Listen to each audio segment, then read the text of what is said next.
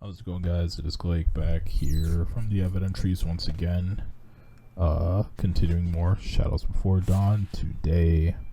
This is a different day that I'm recording from the last one. Yes, I'm wearing the same sweatshirt, but it just so happens to be almost a full week later.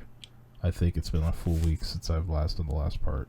So as you can already tell, I'm still not following according to my schedule that I wanted to do, but we're still getting these out nonetheless. So continuing along today with tool number 6.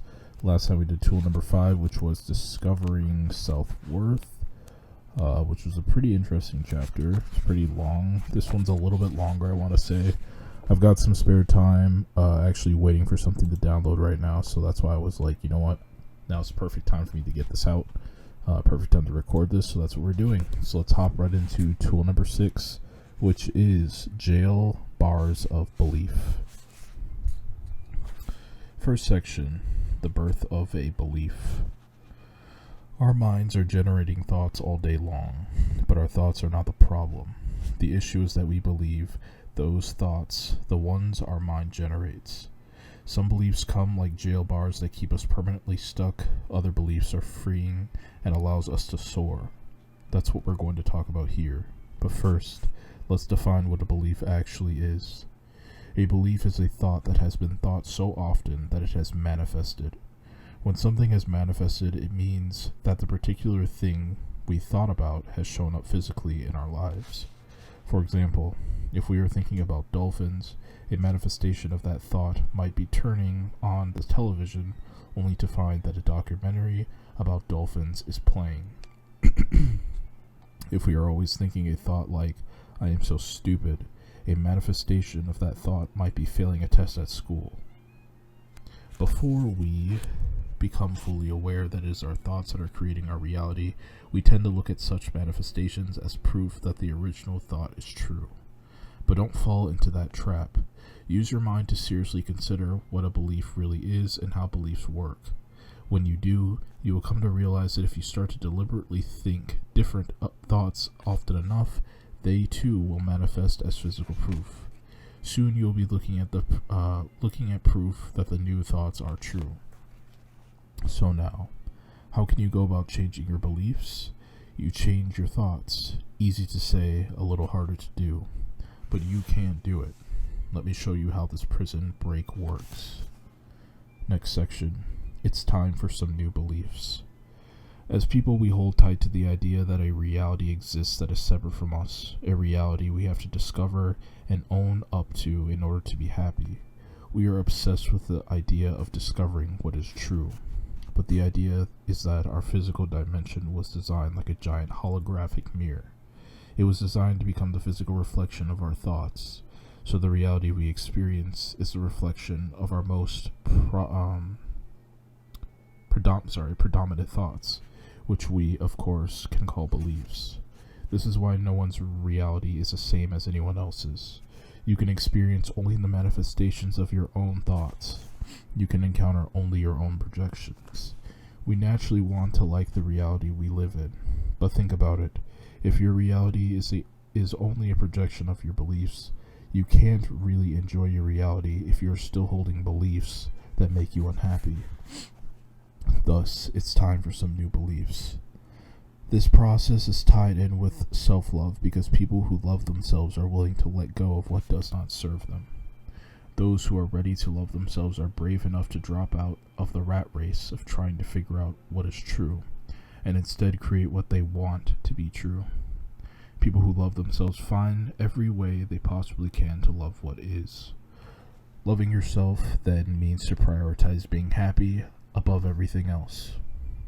And as we just found out, a big component of being happy is letting go of the things that make us unhappy. Remember, what makes you unhappy isn't what you are looking at. It isn't the people, circumstances, and events in your life. Instead, it's your thoughts about what you are looking at that makes you unhappy. It bears repeating, and it's really important. It's your thoughts about the people, circumstances, and events in your life that make you unhappy.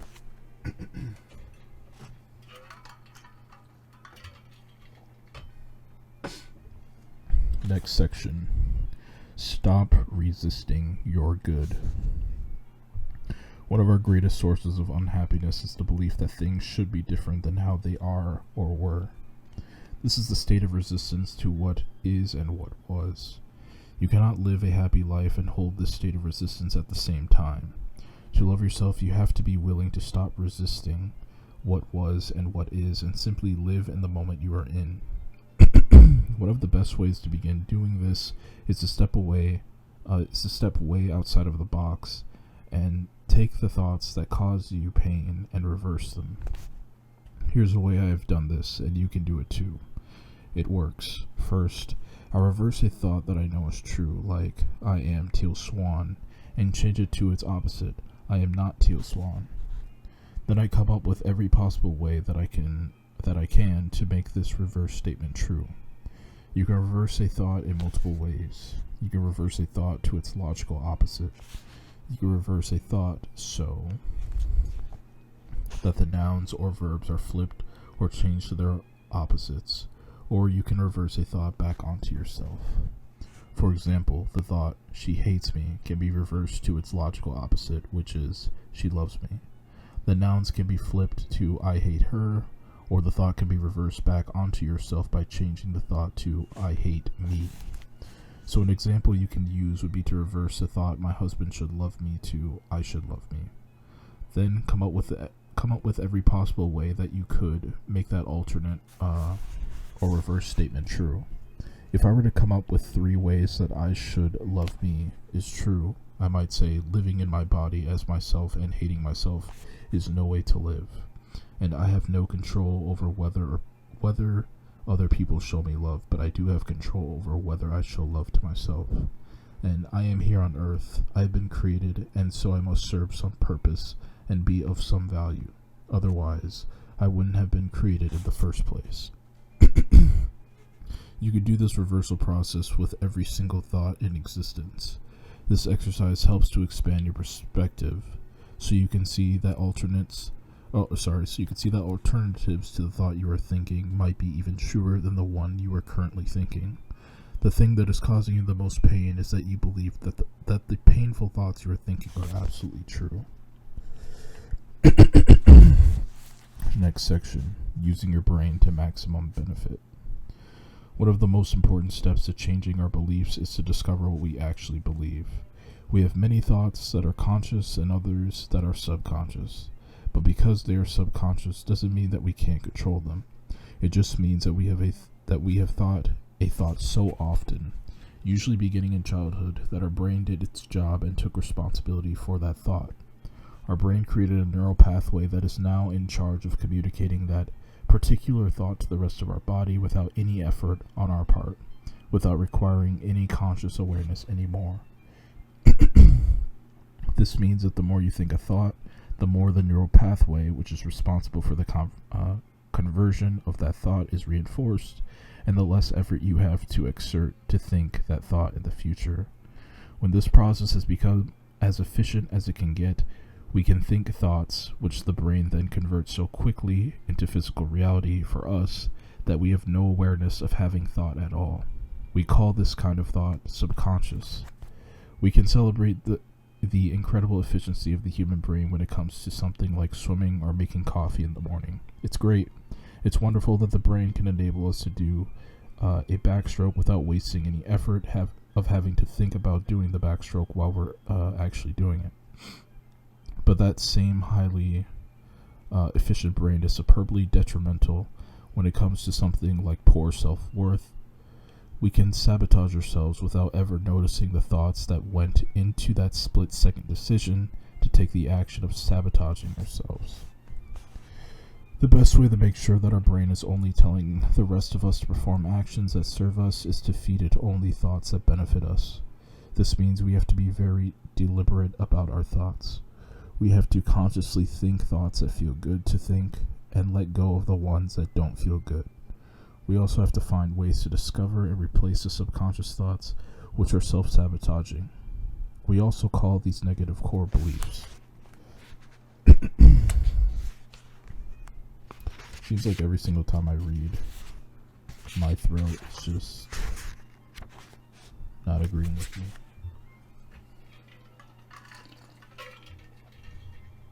It might just be the winter. I feel like my throat has been so dry for like the past several months. I could have COVID, honestly. It's possible, and I just don't even realize it. The next section, the path to better beliefs. When you are in a situation that is causing you to experience strong negative emotion, you have the absolute perfect opportunity to find your negative core beliefs. You could do this by chasing every statement you have with two questions. Why would that be a bad thing? What would it mean if that were true? Here's how it works. Say you are in a situation in which you are afraid, such as being very afraid of failing at something. The statement, "I am afraid I will fail," is not the core belief. It is an emotional reaction to the actual core belief. You can drill down and find the core belief by asking, why would that failing be a bad thing? The answer may be, I will look stupid. You then ask yourself, why would that looking stupid be a bad thing? The answer may be, other people will think I'm stupid. Then ask yourself, why would that other people thinking I'm stupid be a bad thing? The answer may be, I will be rejected. Then ask, what would that being rejected mean to me if that were true? The answer may be, I will feel worthless and be alone.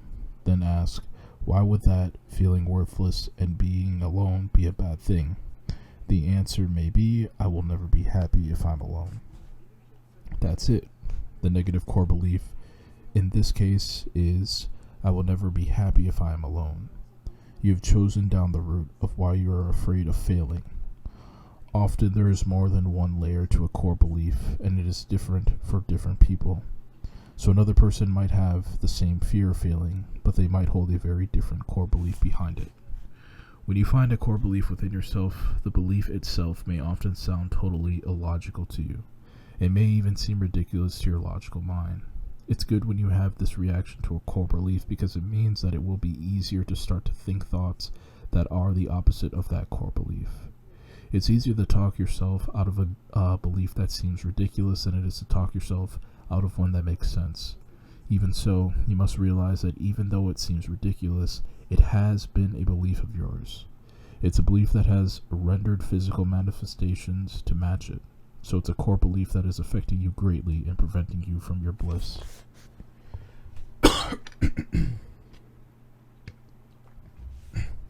Next section. What's holding up your negative beliefs?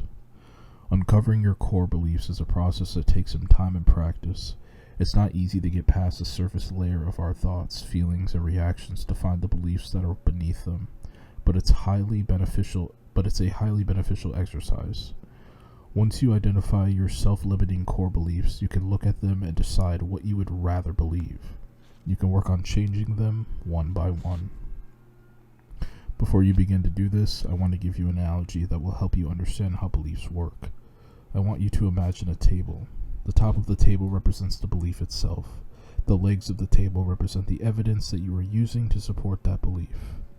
Now picture that there is a super glue that secures the table legs to the floor, and that the super glue represents the emotional payoff for keeping the belief.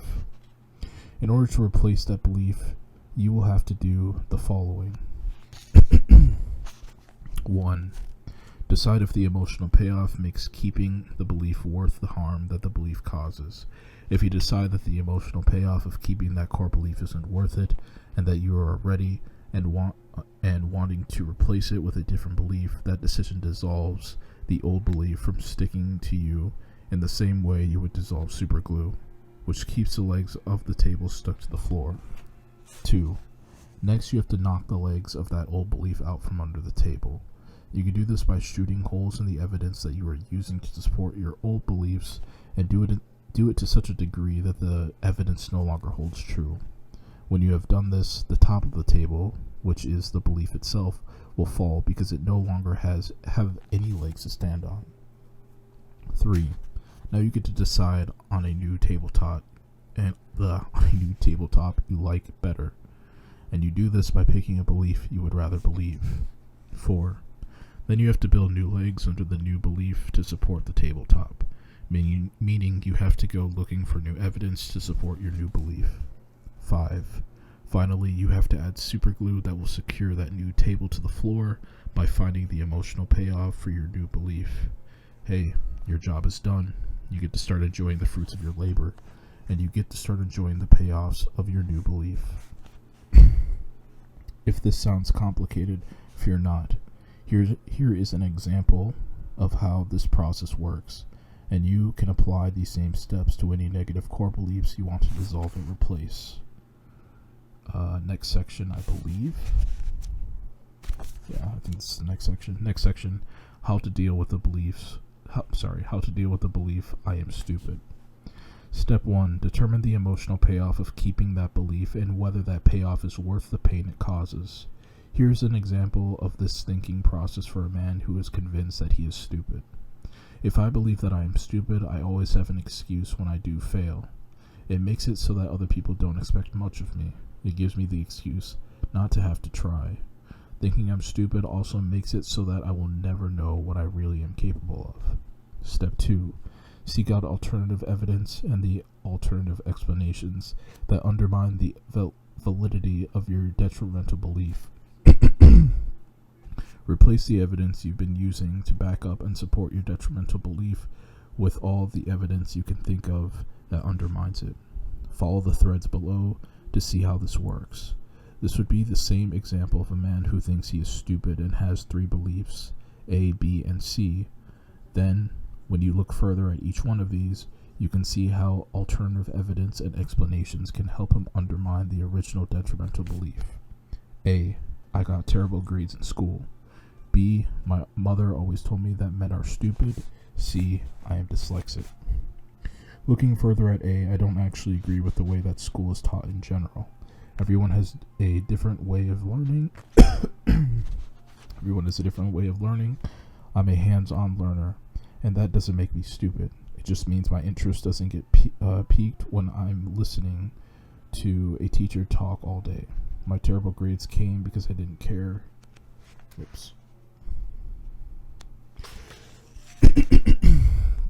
Care what I was learning about. When I care about something, I excel at it because I love learning about it.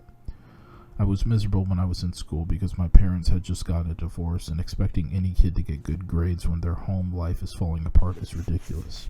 I asked questions like, what is the meaning of life? I'm pretty sure that if I were really stupid, it wouldn't occur to me to ask those questions. Looking further at B, my mother said that only when my father did something she didn't think was right. Looking further at B, my mother said that only when my father did something she didn't think was right. Okay, because B was all men were stupid or whatever. Well, my father always had good reasons for why he did things the way he did them. My mother grew up in a time when there was a lot of gender inequality, so some part of her always felt powerless to men. And I noticed that thinking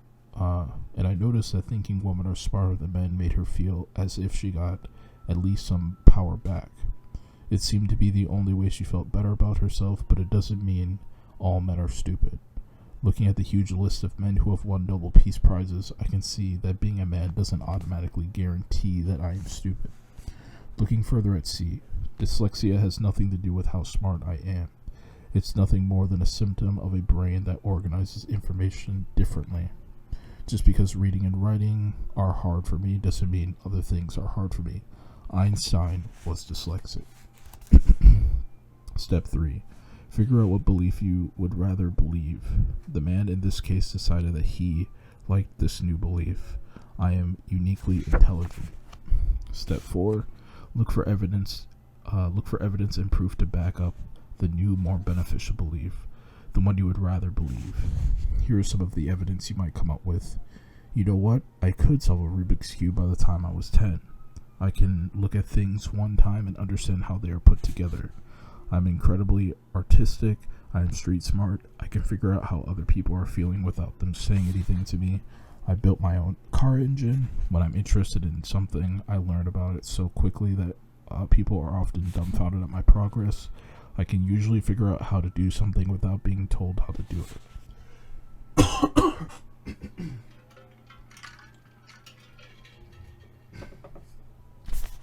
Step 5. Look at the emotional payoff for the new for the new belief. Here are some of the payoff statements that you might consider. I will have more confidence. I will try some things I've always wanted to try instead of feeling unfulfilled. I'll be more attractive to women. I may be able to find a job doing something I'm really good at and really love. I may just start my own business, which would feel really good. I will feel better about myself, and that will make me much happier. I would probably stop trying to conform to other people's ideas about intelligence, so I would feel free to live my own life. I could help other children who are dyslexic, so they don't grow up feeling insecure and stupid like I did. Next section. You are worth the effort. Now you can see that changing a belief requires that you first sit down and put some time into the process of really examining it, questioning it, and replacing it. But this time is time well spent. You are worth it. Look at it this way. You can either sit down now for an hour and begin this process of deliberately changing your belief, or you can keep being frustrated by the effects that your old belief has on you while you continue to berate yourself about having no time to change it. Truly, this is your happiness we are talking about. It's your life and your reality that are at stake, so we're talking about pretty high stakes. Love yourself enough to know it's worth an hour or two of your time now to do the work to replace a belief that needs to go. The old payoff just isn't worth it any longer. That being said, recognizing and replacing beliefs is a gradual process. Don't be surprised if you fall back into old beliefs sometimes, as we all fall back into negative thoughts at certain times because we forget that we have control of them. The good news is that the more you commit to your new belief and begin to think thoughts that feel good to think, the more neural pathways your brain will assign to those new positive thoughts.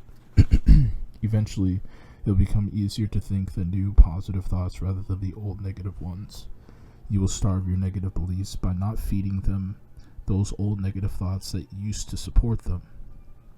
Instead, you will be fueling your positive beliefs by feeding them the positive thoughts that support them. You do your part, your brain does its part, and your reality will improve. It's an incredible system, and it works. Ooh, that was a very, very, very long section. Crazy long section, especially when your throat is being unstable. This next one actually is only 2 pages, which is crazy. Yeah, it's only 2-3 pages. So the next one will be very, very short. The next one will be very, very short. So yeah, stay tuned for that one. But wow, yeah, I mean, that was a lot to take in, but this is probably one of the main teachings I feel like Teal teaches on, is changing your belief patterns, because thoughts manifest reality. That's kind of her thing. That's kind of her major focus, is changing your belief patterns, because things are just so much easier, I suppose, when you start there and start working on that first. Even if you don't necessarily believe that what you think manifests into your reality, I think most people can agree that what you think will affect your mood to a certain degree. So even just starting there is necessary. So even if you don't necessarily believe that whatever you're thinking at the moment will somehow manifest in your reality, you do know that your thoughts, to a pretty good degree, like, have control over your emotion, can trigger emotions. So why not try working on, switching your belief pattern, switching your thoughts up to sort of benefit your emotions in a more positive way that can just, I guess, gradually help improve your life. But as far as things manifesting in your reality goes, an actual physical reality, it's a really, really, really tough process. Honestly, it's probably like one of the most difficult things that I've always struggled with is, being able to keep very, I guess you could say being able to break out of negative belief patterns. It's like you break out of one, and then, before you know it, you're back into another, and it's so hard sometimes because you think one thing and the world is telling you another thing, and it's just like, it feels almost like the evidence is stacked against you that, what you want to think or what you want to believe isn't true. So it's a very tough struggle. It's a very tough process. it's really something that you really have to sit down with yourself and kind of convince yourself about, I suppose. It's something that you really got to spend time with yourself and figure out, and it's a step-by-step process, honestly. Anything else in particular I want to touch on, just skimming through this? The whole table analogy kind of just went over my head, to be honest. I wasn't really thinking too much about it because I kind of already got the point, but the table analogy as a whole, like, I really didn't get, I guess. But the whole I am stupid thing also kind of stuck out. People all have their own reasons for thinking they're stupid, but it's just, yeah, like the way she pointed it out with, you know, example A, example B, and example C were just only a few of the reasons why the whole belief I am stupid is just so silly. Like, once you, like, point out that, okay, yeah, you're really not stupid, it's just, it's actually funny. It's actually funny, like, how we convince ourselves of some things sometimes. And that's kind of like, I guess you could say that's kind of the humor in all of this, is a lot of the beliefs that we develop, a lot of the negative beliefs, I should say, that we develop, when you sit back and you think about them and you find where they stem from, sometimes all you can do is laugh, because it's just like, who really determines what's stupid? Who really determines, like, yeah, it's just like, who really determines what's less or greater? Like, what makes you less or greater? It's just crazy, and you just have to laugh, because it's like, man, we really do live in a clown world. It's something else. But anyway, that's gonna do it for step number 6, which was called, what was it called? Tool number 6, sorry. Jail bars of belief. This is honestly something that I should really do, like, a dedicated video on, because honestly I feel like the jail bars of belief is probably the main thing in this book. I'm pretty sure that she'll touch on that I struggle with the most. I think I said that for like another tool or a tool or 3 ago. I don't remember, but I'm calling it right now. This is probably the main thing that I struggle with the most. So I really should do a dedicated video on it. Maybe I will at some point before I wrap this up. But anyway, that was tool number 6. Hope you guys enjoyed it. If you did, let me know in the comments below. Subscribe to the channel if you haven't done so yet, because I'm going to keep doing these. We're going to keep trucking through it. Try to do these as often as I can. And yeah, I'll see you guys in the next video. Thanks for watching. Take care.